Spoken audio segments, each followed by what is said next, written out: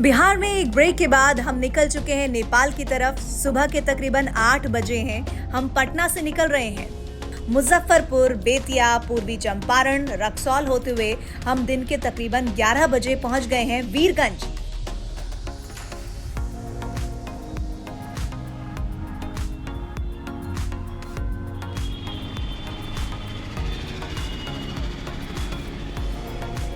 वीरगंज से नेपाल बॉर्डर शुरू हो जाता है। वैसे आपको बता दें कि अगर आप नेपाल आना चाहते हैं तो कोई प्रवेश शुल्क या वीजा, पासपोर्ट की जरूरत नहीं है। बस आपके पास एक वोटर आईडी होना चाहिए। लेकिन अगर आप अपनी गाड़ी से आते हैं तो गाड़ी का टैक्स परमिट लेना पड़ता है। वीरगंज में एंटर करते ही परमिट ऑफिस बना हुआ है। यहाँ आपको अपनी गाड़ी का पेपर दिखाना होता है और साथ ही आईडी कार्ड की कॉपी और पासपोर्ट साइज की फोटोग्राफ्स देनी पड़ती हैं। गाड़ी परमिट को यहाँ भंसार कहा जाता है। हमने 10 दिन के लिए भंसार बनवाया। नेपाली करेंसी में हमें ये एक दिन का 350 बना।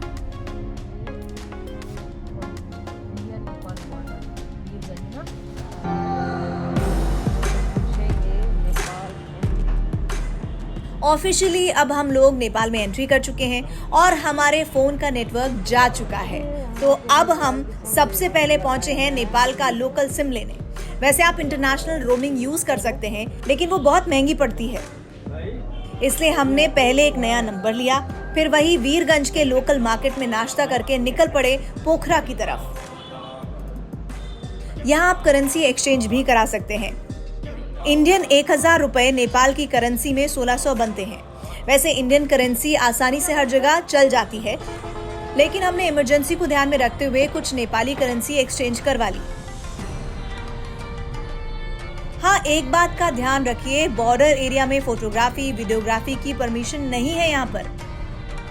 वीरगंज से पोखरा की दूरी लगभग 250 किलोमीटर है। हमने तय किया कि नेपाल में हमारा पहला स्टॉपेज होगा पोखरा। फिर क्या था, तकरीबन 1:30 बजे हम वीरगंज से पोखरा के लिए निकल पड़े।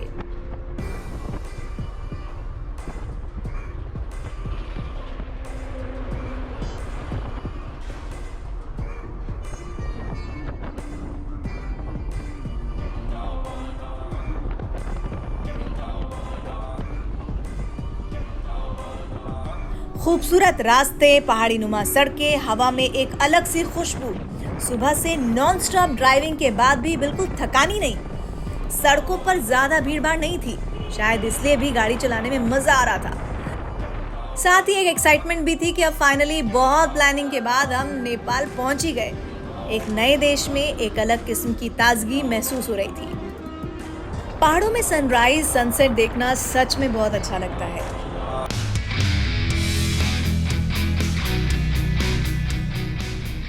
दिन में ये पहाड़ी नुमा रास्ता जितना अच्छा लग रहा था, अब अंधेरे में ड्राइविंग करना उतना ही चैलेंजिंग हो रहा था।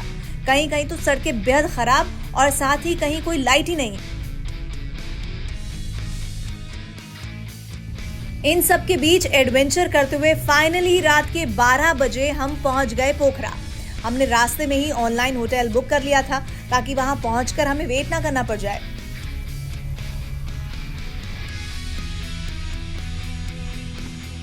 हम लोग इतना थक गए थे कि सुबह 9 बजे नींद खुली।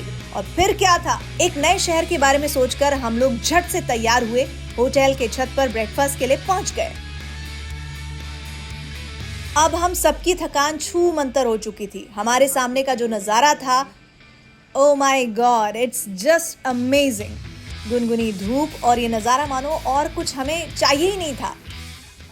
बहुत अच्छा लग रहा है। पोखरा को अभी दिन की उजाले में देखा है। अच्छा। अभी तक तो रात को बस ड्राइव कर ही रहे थे, तो लग रहा था कहाँ जा रहा है। अब सही लग रहा है। होटल के सामने ऊंची ऊंची पहाड़ियों के बीच ये सबसे लंबी झील बहती है। ऊपर आसमान इतना नीला। 2 घंटे तो हमने नाश्ते में लगाए, फिर होटल के ओनर से बातचीत की। वाकई पोखरा बहुत खूबसूरत है। इसकी खूबसूरती को देखते हुए हमने तय किया कि 2 दिन हम यहीं रुकेंगे।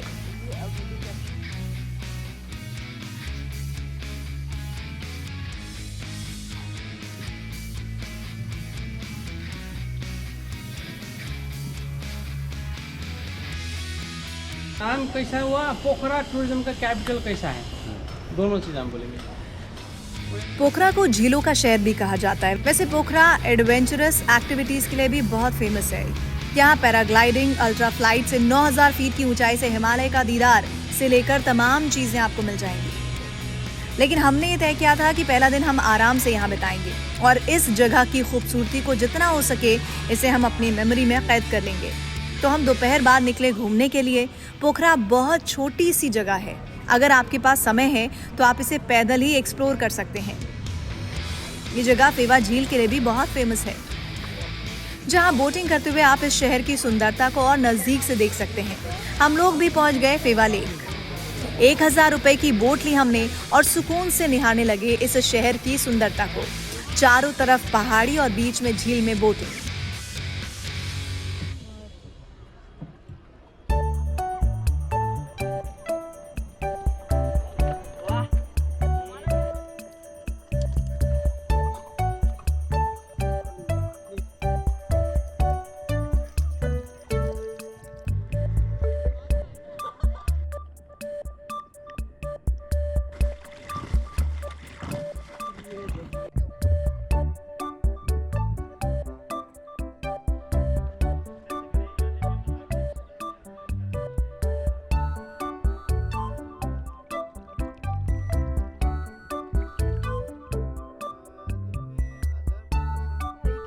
तीन घंटे हमने बोट में बिताए। झीलों के बीचों बीच बाराही माता का मंदिर भी बना है, जहां हमने आशीर्वाद लिया और फिर वहीं झील किनारे बोट रोककर मैगी खाई और कॉफी भी पी। फिर वापसी हुई। फेवा झील के किनारे शाम में आरती की तैयारियां चल रही थी। पता चला कि यहाँ वाराणसी गंगा आरती की तरह ही आरती का आयोजन किया जाता है। फिर क्या था, हम भी बैठ गए आरती देखने के लिए। बिल्कुल वाराणसी गंगा आरती की तर्ज पर आरती होते देख थोड़ा आश्चर्य तो हुआ हमें, लेकिन उससे ज्यादा हमें बहुत अच्छा लगा। 1-1.5 घंटे हमने वहीं बिताए।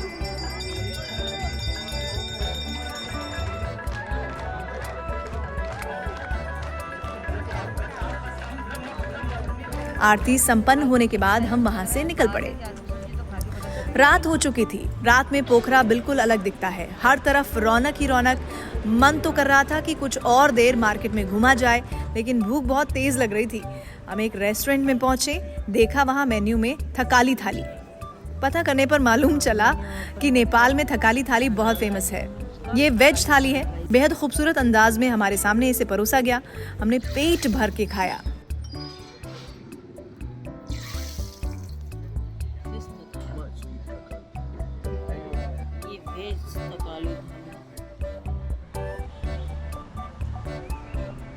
फिर अगले दिन का प्लान करते करते पहुंच गए अपने होटल।